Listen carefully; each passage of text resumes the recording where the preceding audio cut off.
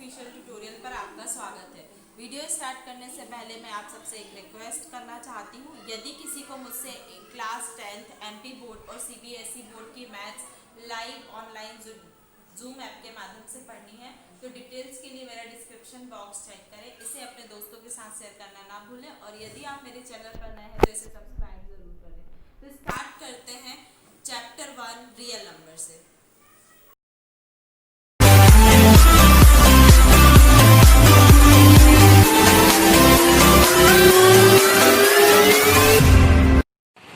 MP board और CBSE board दोनों की मैथ्स में एनसीईआरटी की बुक लगती है।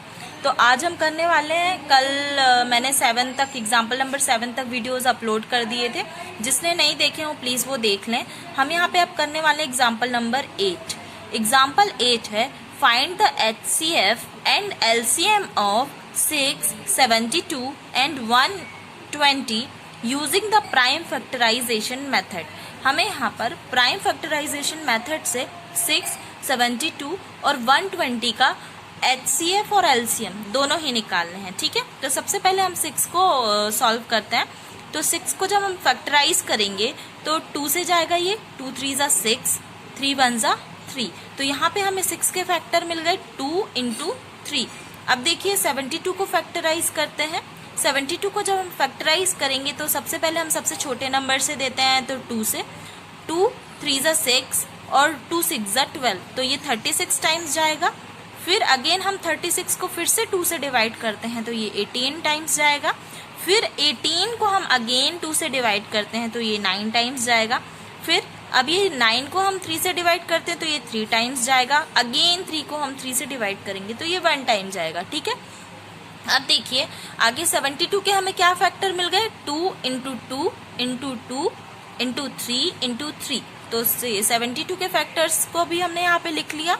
अब देखिए 120 को सॉल्व कर लेते हैं। 120 को जब हम 2 से डिवाइड करेंगे तो 2 6 ज़ा 12, 0। 2 से 60 टाइम्स जाएगा 120। अगेन हम 60 को डिवाइड करेंगे 2 से तो ये जाएगा 30 टाइम्स। अब 30 को डिवाइड करेंगे 2 से तो ये जाएगा 15 टाइम्स। अब 15 को डिवाइड करेंगे 3 से तो ये जाएगा 5 टाइम्स। और अगेन अब हम 5 को डिवाइड करेंगे 5 से तो ये जाएगा 1 टाइम। ठीक है, तो यहाँ पे 120 के फैक्टर्स मिल गए हमको 2 × 2 × 2 × 3 × 5। तो यहाँ पे हमें देखिए सबके फैक्टर्स मिल चुके हैं। अब हम एचसीएफ निकाल लेते हैं। अब एचसीएफ में हमारा क्या होता है, एचसीएफ की इन जो तीन ये जो हमारे नंबर है 3, 6, 72 और 120, इन तीनों में जो भी हमारा कॉमन नंबर होगा और कॉमन नंबर की जो लीस्ट पावर होगी वो हमारा एचसीएफ होता है। ठीक है, तो अब देखिए यहाँ पे हमें कॉमन नंबर देख लेते हैं। यहाँ पे 2 है तो एक ही बार 2 है, तो हमें इन तीनों में देखना है कि सब में 2 आ रहा है कि नहीं। देखिए सब में एटलीस्ट 1 टाइम 2 होना चाहिए। तो इसमें भी 2 है, इसमें भी 2 है, इसमें भी 2 है, तो एक फैक्टर हमारा निकल के आ गया 2। ठीक है, अब देखिए यहाँ पे अब सेकंड देखते हैं। यहाँ पर 3 है। अब हमें देखना है कि 72 और 120 में भी 3 अवेलेबल है कि नहीं।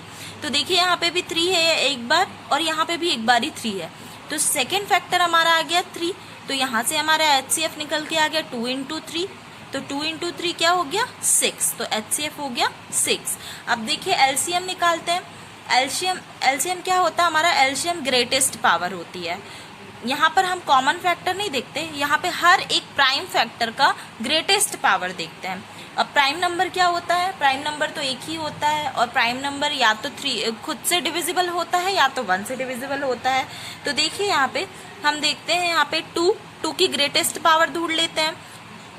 यहाँ पे भी 2 3 टाइम्स है और यहाँ पे भी 2 3 टाइम्स है, तो ग्रेटेस्ट पावर क्या हो गई 2 की, 3 टाइम्स 2, 2 × 2 × 2, इट मीन्स 2 की पावर 3 हमारा पहला फैक्टर हो गया। सेकेंड, अब देखिए यहाँ पे 3 को भी, अब यहाँ पे सेकंड फैक्टर हमारा 3, तो 3 की ग्रेटेस्ट पावर ढूंढते हैं या 3 कितने बार आया है ये देखते हैं। बेसिकली हम एलसीएम में क्या होता है, जैसे कोई भी नंबर है, ठीक है, तो कोई भी नंबर कितनी बार यूज किया गया है या कितनी बार हमने उसको फैक्टराइज किया है, किसी नंबर को फैक्टराइज करने के लिए हमने कितनी बार किसी भी नंबर का यूज किया है, वो होता है ग्रेटेस्ट नंबर, ग्रेटेस्ट पावर या ग्रेटेस्ट नंबर। जितनी बार वो यूज होता है, जैसे 2 3 टाइम्स आया तो 2 की पावर क्या हो गई 3 हो गई, तो ग्रेटेस्ट पावर हो गई हमारी 2।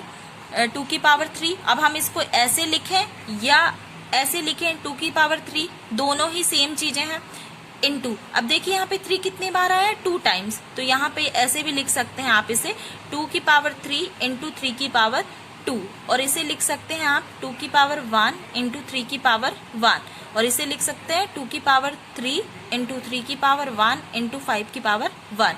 अब देखिए यहाँ पे ग्रेटेस्ट पावर क्या होगी, 2 की पावर 3।